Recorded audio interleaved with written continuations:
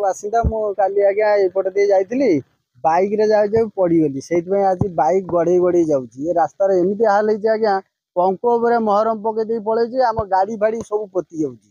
काली मु आसली से पड़गली मो हाथ एवं भी खोलिया आज्ञा कौन करी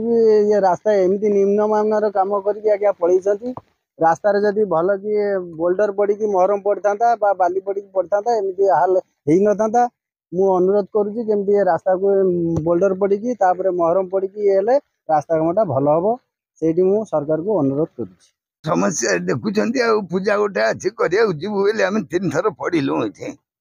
ये कम एमती ठकामी काम सब कर माने एगुड़ा सब भारी असुविधा कथा आजिकल जुगे गोटे एमती करवा कौन ठीक कथा केते लोग गोटे बुआ पड़ी गोड़ भांगी गला भारी असुविधा आज्ञा किसी शुणुना बहु बार आम अभियोग कलु बहुत दामी दामी लोक कहलु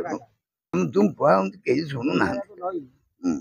दीपट नई केमती आउ बाटे बाट अच्छी कहना बाट तो गोटे यटा को एमती गोटे हैरान कर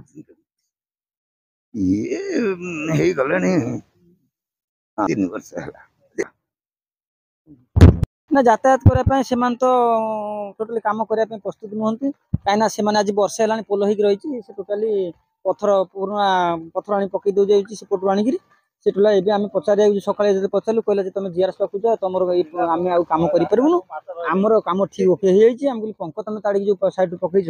से पंख ताड़ी पकला तुम तो महरम पकईच ये तो लोक जाना पड़ जाऊँ मत हाथ गोड़ भांगला कौन हम ना तुम तुम जीआरएस पाक जाओ आम किसी कहीपर रास्तार समस्या कौन जो नुआ पोलटा है ये जो रास्ता जो बनइले ये जो नई रू जो पंक माटी नहीं रास्ता पर सब पकईले पकईला